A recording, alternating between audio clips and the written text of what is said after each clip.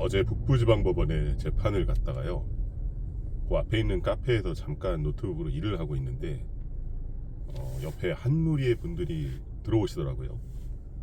그래서 그 중에 한 두세 분 정도는 이제 업자들이고 나머지 분들은 이제 고객들인 것 같았어요. 대부분 아주머니들이셨고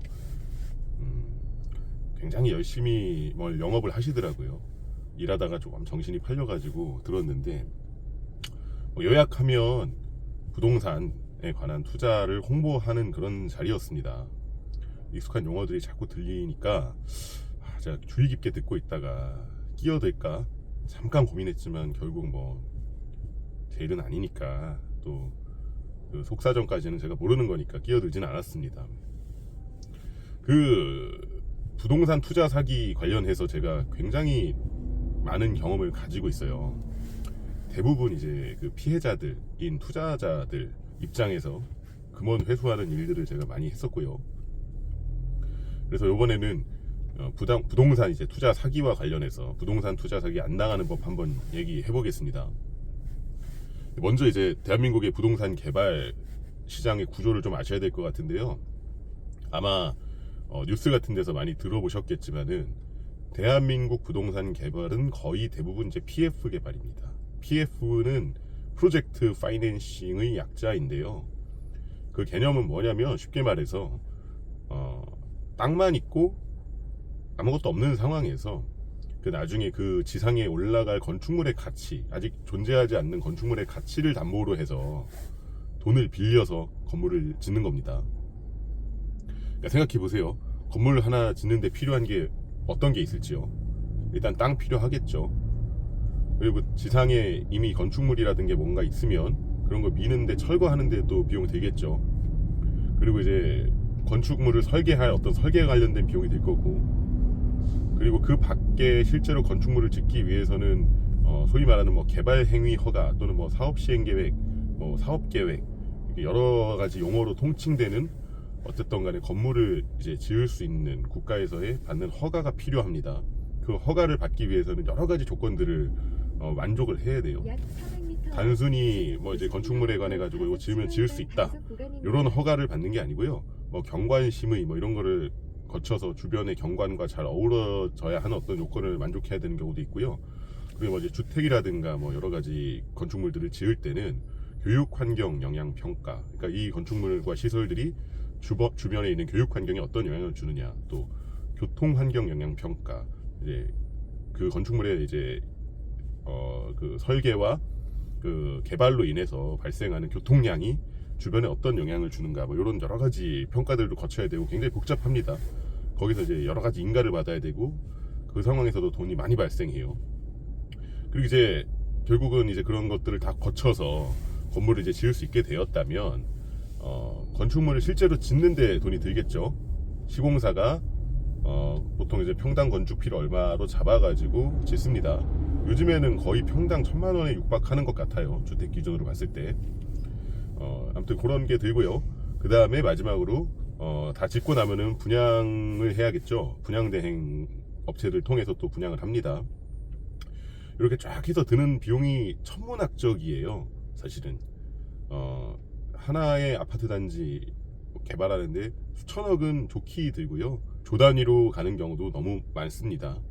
근데 이 돈을 다 가지고 건축물을 이제 짓는 경우는 없어요. 그러니까 조합이 됐든 또는 일반 시행 회사가 됐든 간에 그 돈은 없기 때문에 나중에 지어질 건축물을 담보로 해서, 아직은 없지만 나중에 이게 지어질 거고 수익성 이 정도 날 거니까 돈 이 정도 빌려주십시오.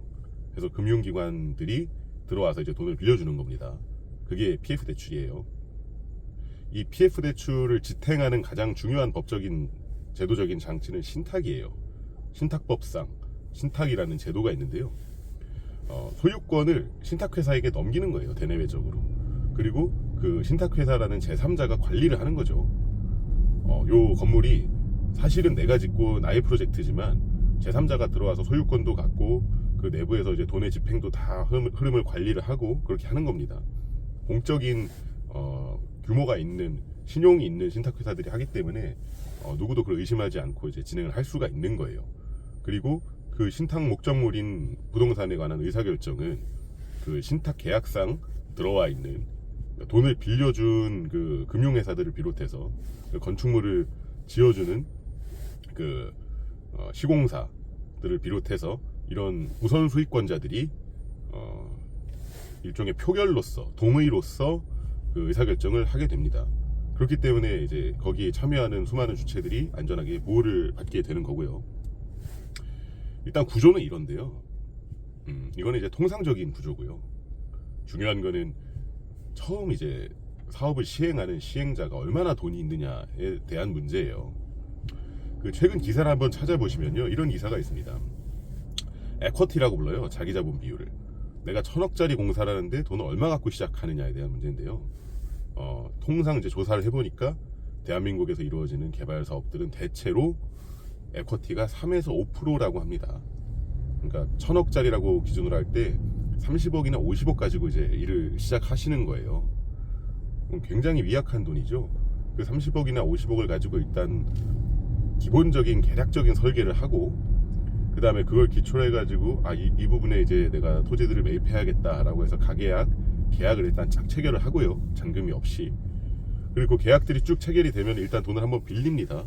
브릿지 대출이라고 해서. 그 브릿지 대출을 통해서 토지에 관한 권리 관계들을 완결하고, 그러면서 제한물권, 뭐 저당권이 있거나 이러면 그런 것도 다 해소를 하고요.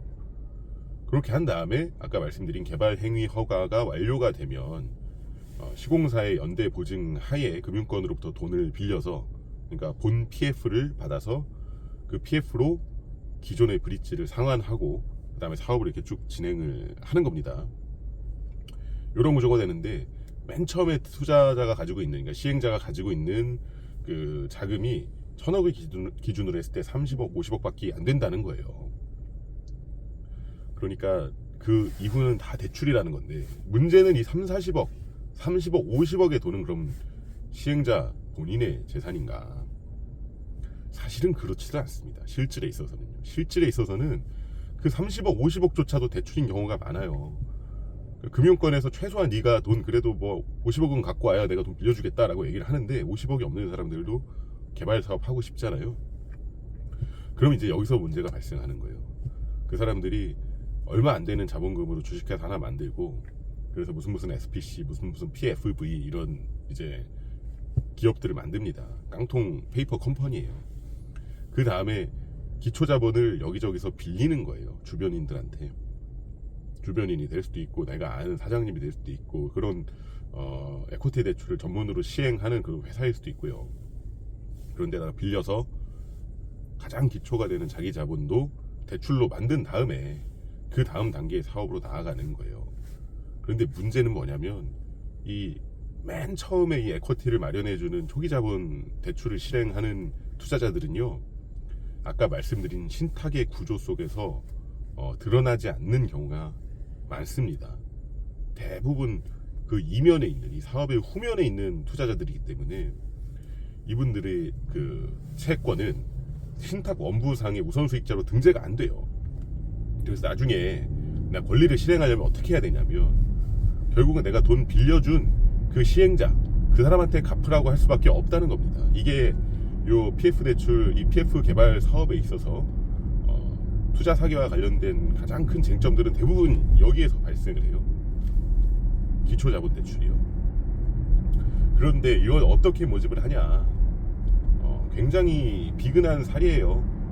주위에 계신 분들, 여러분들한테 이렇게 아까 말씀드린 것처럼 카페 같은 데 모여서 이거 수익률 진짜 좋은 부동산 내가 어디에 지을 건데 이거 돈 이렇게 빌려주면, 야 1억 빌려주면 내가 2억으로 갚을게, 예를 들면요. 이런 정도로 엄청난 고수익을 보장하죠. 왜냐면 이 사람들은 뭐 처음에 담보도 없고 아무런 자력이 없는 사람들이기 때문에 기본적으로 대출을 금융권에서 실행해서 그 30억, 50억을 만들 수가 없어요. 깡통 회사가 아무런 자산도 없는데 뭘 믿고 누가 거기다가 돈을 빌려주겠어요. 그렇기 때문에 결국은 주변 지인들을 동원해가지고 무담보로 대출을 실행을 한다고요. 완전 개인들한테요. 많은 분들이 여기에 걸려서 그 높은 수익률, 달콤한 그 금리, 이자 이런 거 믿고 돈 대여를 많이 하셨어요. 지금 법에서 정하고 있는 법정 최고이율이 한 20% 정도 됩니다. 연 20% 이상의 금리는 받으실 수가 없게 되어 있어요, 법적으로. 그런데도 불구하고 많은 사업장에서는 그 이상의 이자율을 약속을 한다고 합니다. 30%가 되는 경우도 있고요.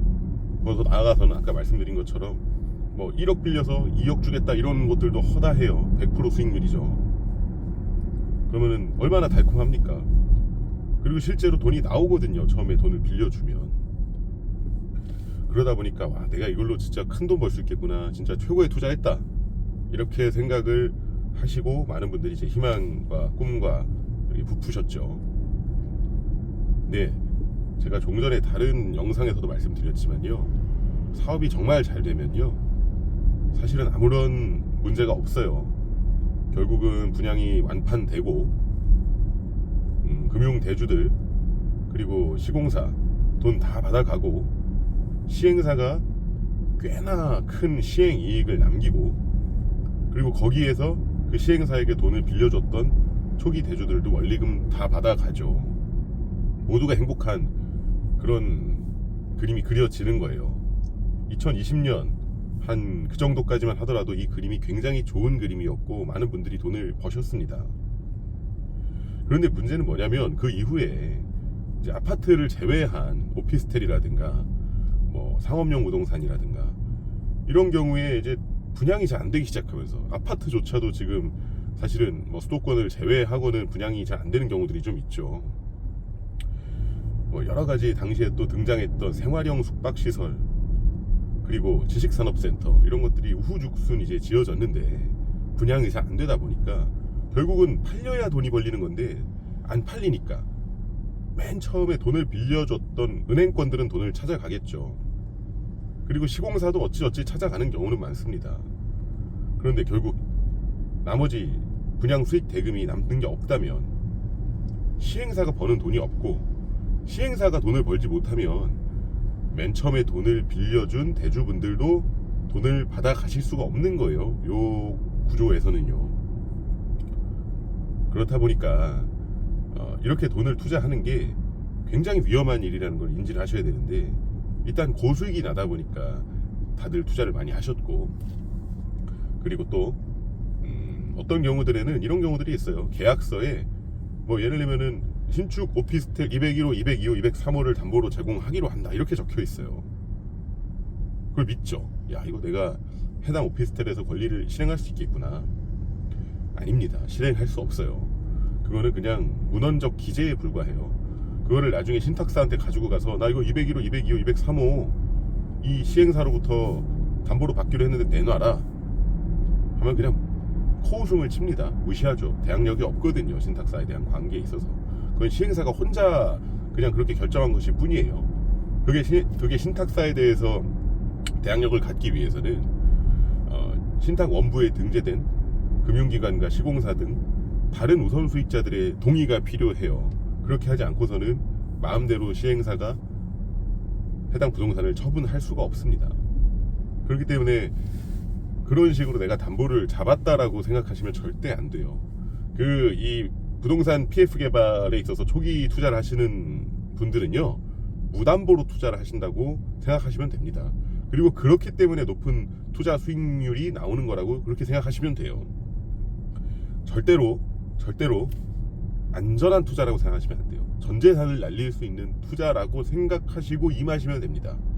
사실 사기라기보다는요, 이거는 사업의 성패에 따라서 돈을 벌 수도 있고 날릴 수도 있는 그런 도박적인 리스크가 높은 투자예요. 투자를 하시고 계신 거고, 제가 처음에 부동산 투자 사기 절대로 안 당하는 법 이렇게 말씀드렸잖아요. 투자이기 때문에, 사기가 아닌 투자이기 때문에 요거 사기를 안 당하시려면 어떻게 하셔야 되느냐면, 이런 걸 전문적으로 하시는 기업들이 계십니다. 초기 자본 투자하는 그런 회사들이 있어요. 그런 회사들은 그냥 누가 와서 이거 좋은 아이템 있으니까 해볼래? 라고 하면 그냥 하는 게 아니라 자체적으로 조사를 완전하게 해요. 이게 사업 시행 이익이 얼마나 될지, 사업성이 얼마나 되는지, 이게 시공사가 가지고 가는 돈은 얼마고, 그리고 대주가 빌려준 돈에 대한 이자는 얼마인지, 여기서 이제 중간에 누수되는 금액은 얼마가 될 것이며, 언제쯤 되면 이게 개발행위 허가가 떨어져서 언제쯤 되면 이제 완공이 될 것인지, 이런 것들을 정말 엄밀히 엄정히 수차례 검토하고 파악해서 그래, 이 정도면 괜찮다 라고 하고 들어가시는 거예요. 그리고 그렇게 들어가시면서도 언제나 이게 부도가 날 그 위험성을 인지하고 들어가시는 거예요. 여러 건의 투자를 하시면서 그 중에 요거 하나가 빵꾸 난다 하더라도 나머지가 잘 되면 되니까, 이런 생각으로 들어가시는 거라는 얘기입니다.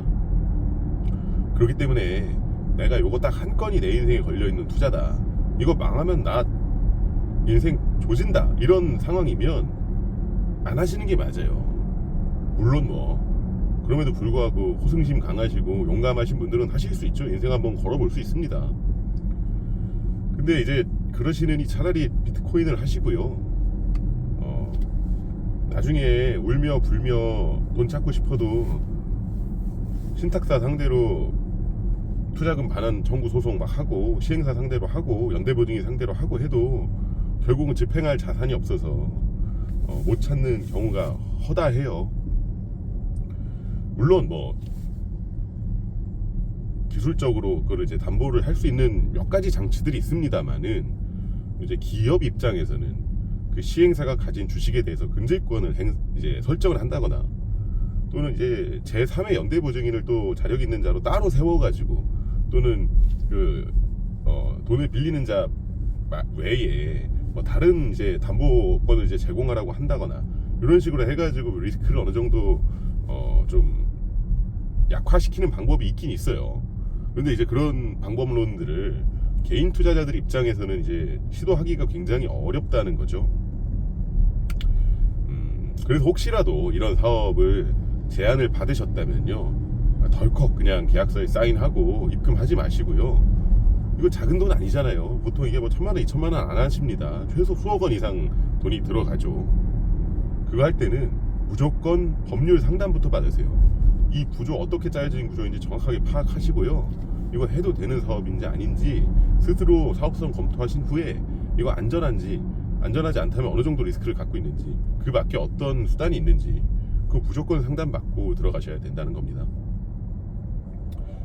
네, 여기까지 하겠고요. 혹시라도 이런 투자 기회에 들어온다면 지금 시장에서는 저는 추천하진 않습니다.